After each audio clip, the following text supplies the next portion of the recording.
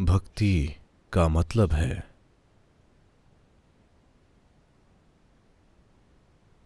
खुद को ध्वस्त करने का साधन।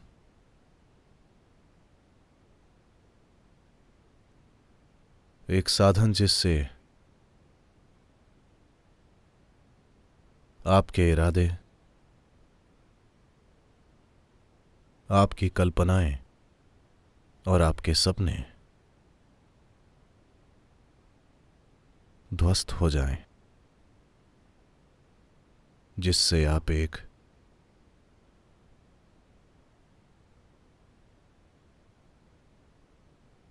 छोटे से प्राणी न होकर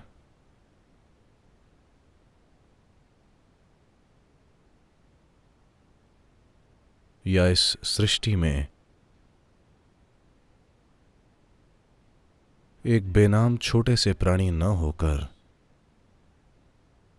खुद ईश्वर के हाथ बन जाएं।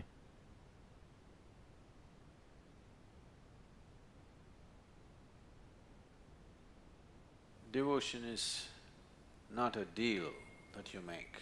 भक्ति कोई सौदा नहीं है जो आप करते हैं। भक्ति के नाम पर बहुत से सौदे हो रहे हैं। सौदेबाज और भक्त दो अलग अलग लोग होते हैं। एक का संबंध बाजार से होता है, दूसरे का ईश्वर से। ये दो पूरी तरह से अलग क्षेत्र हैं।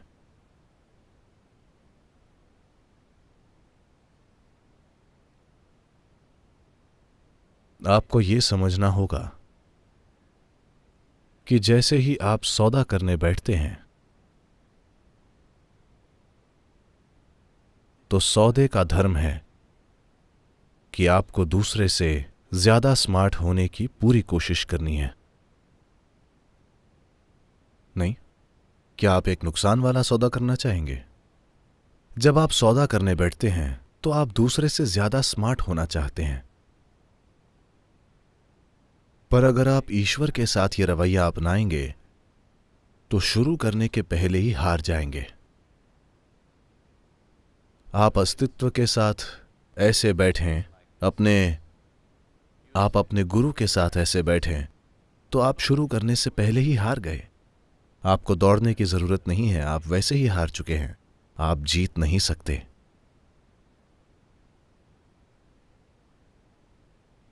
क्योंकि सबसे बुनियादी उद्देश्य ही हार चुका है। अब क्या करें?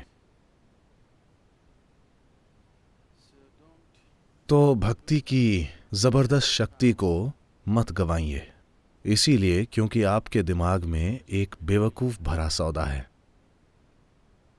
आप क्या मांग सकते हैं?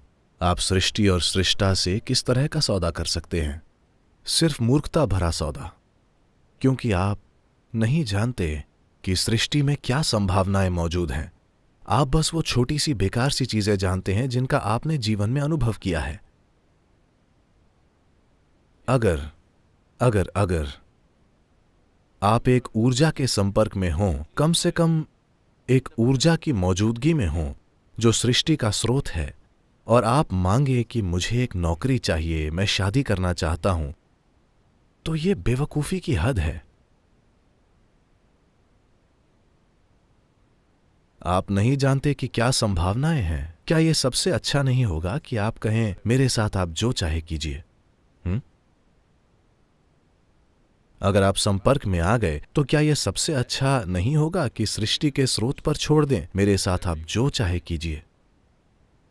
नहीं, मुझे नौकरी चाहिए, मुझे ज्यादा तनख्वाह चाहिए, मुझे प्रमोशन चाहिए। हे भगवान, खुद के साथ ऐसा मत कीजिए। अगर कभी भी आप किसी ऐसी चीज के संपर्क में आते हैं जो आपसे बड़ी लगती है किसी भी रूप में, तब आपको सौदा करने की कोशिश नहीं करनी चाहिए। बस चुप रहिए। बस ये देखिए कि ग्रहण कैसे कर सकते हैं। यही भक्ति है। यानी आप समझते हैं कि ईश्वर का हाथ बनना सौदा करने से कहीं बड़ी संभावना है। चाहे वो सौदा आपके दिमाग में कितना भी बड़ा दिखाई दे, सौदे ही सौदे हमेशा हो रहे हैं। हर जगह जीवन और मृत्यु में भी सौदे ही चल रहे हैं। सौदों से भक्ति तक आना एक रूपांतरण है।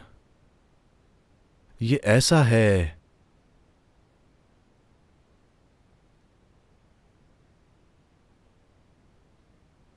जैसे मैं अगर आपको कचरा दूं तो क्या आप मुझे कुछ खुशबूदार और सुंदर देंगे? नहीं। अगर मैं आपको कचरा दूं तो आप मुझे ज्यादा कचरा देना चाहेंगे। लेकिन प्लीज देखिए कि सृष्टि कैसे काम करती है। अगर आप इस पेड़ को कचरा देते हैं तो यह आपको फूल देता है ना? ईश्वर का यही तरीका है।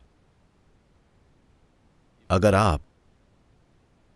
आप वाकई में एक भक्त बन जाएं तो आप ईश्वर के हाथ बन जाएंगे और फिर सब ऐसा ही होगा। आपकी ओर जो भी फेंका जाता है वो पोषण देगा। आपके मार्ग में जो भी आएगा वो आपके लिए सुंदर होगा, क्योंकि जो भी आता है आपको पता है उसे एक सुंदर रूप कैसे दिया जाए। यही भक्ति है। सौदा मतलब आपको फूल चाहिए, आप कचरा किसी और को देना चाहते हैं। अगर आप वैसा सौदा करें तो उसके बाद आप अलग हो जाएंगे, है ना? आप लोगों के किसी भी ग्रुप से अलग हो जाएंगे, या आखिर में आप सृष्टि के चलने के तरीके से ही अलग हो जाएंगे। जब हम कहते हैं योग तो हम मिलन की बात करते हैं। मिलन का मतलब आप यहां एक अलग प्राणी के रूप में नहीं हैं, आप यहां ईश्वर के हिस्से के रूप में हैं। आप सृष्टि और सृष्टा के एक हिस्से के रूप में मौजूद हैं, यानी आप हर चीज के साथ एक हो गए हैं। यानी आप एक छोटे से रेंगने वाले प्राणी नहीं हैं जो सिर्फ अपने ही काम करता रहता है। लेकिन वो पूरा विचार आजादी के बारे में नासमझी भरी सोच ये है कि आप अपनी मर्जी से काम करना चाहते हैं, है ना? एक गलत विचार, एक गलत रवैया, एक गलत भावना जहर से भी कई ज्यादा नुकसान पहुंचा सकती है। तो इसीलिए असतोमा सद्गमया, असतोमा सद्गुरु मैं ये बोल चुका हूं। नहीं, आपको जीवन के हर पल में ये बोलना होगा। जीवन के हर पल में यही यात्रा है कि आप झूठ से सत्य की ओर बढ़ रहे हैं। वरना जो सच नहीं है उसे आपके मन में सच दिखाया जा सकता है। जब आप अपने मन में झूठ को सच मान लेते हैं तब वो झूठ आपके होने के तरीके में ही जहर घोल देगा और फिर आप सोचेंगे कि दुख आपको ढूंढते हुए क्यों आ रहे हैं। दुख तो आएंगे ही, और क्या होगा? अगर दुख नहीं आते तो उसका मतलब है मेरा जीवन असफल है। दुख आने चाहिए अगर आप गलत काम कर रहे हैं, है ना? कोई बहुत ही ध्यान से पेड़ पर चढ़ा।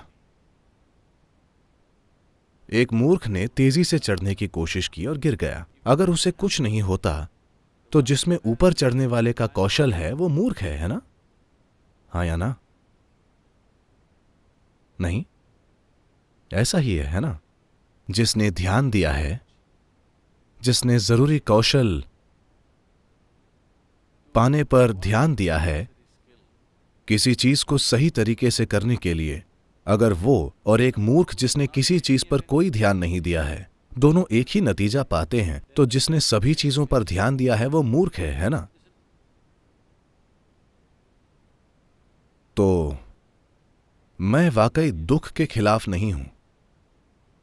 मेरी कामना है कि आप दुखी न हों। लेकिन अगर आप मूर्ख हैं और आप खुद के साथ बेवकूफी करना चाहते हैं तो आपको दुख मिलना चाहिए, क्योंकि दुख आएंगे तभी आप बेवकूफी करना छोड़ेंगे।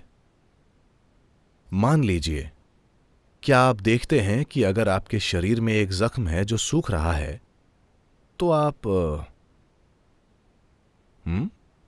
ऐसे करते हैं ना? ऐसे करते हैं ना?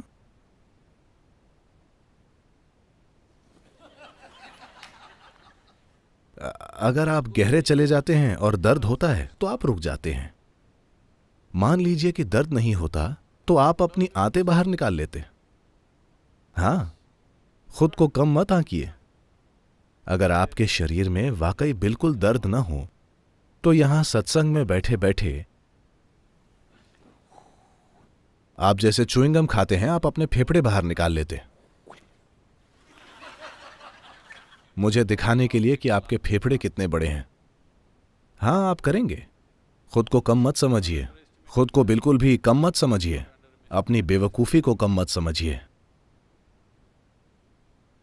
अगर कोई कुछ और कर रहा है तो आप भी दिखावा करने के लिए अपनी आंतें निकालकर,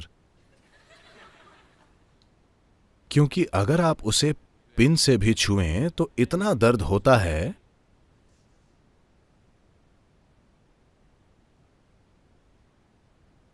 जहां भी दर्द नहीं होता, आप पेड़ का दर्द नहीं जानते, आप जानवर का दर्द नहीं जानते, आप दूसरी चीजों का दर्द नहीं जानते, आप उन सभी चीजों को काटते जा रहे हैं, है ना? सिर्फ यहीं दर्द होता है तो आप इसे बचा रहे हैं। तो ये ठीक है, आप अच्छा कर रहे हैं। कम से कम आप इतना तो जानते हैं, बस इसी का विस्तार करना है, बस यही है। अब क्योंकि आप इसका दर्द जानते हैं तो आप इसे अच्छे से रख रहे हैं। अगर आप पहाड़ का दर्द जानने लगें तो आप पहाड़ को भी अच्छे से रखेंगे। अगर आप सृष्टि के दर्द को जाने तो आप हर चीज को अच्छे से रखेंगे, है ना? योग का यही मतलब है, मिलन। यानी हर चीज आपका एक हिस्सा बन गई है, और भक्ति वो आयाम है जो आपके और दूसरी चीजों के बीच की सीमा को बहुत आसानी से मिटा देता है।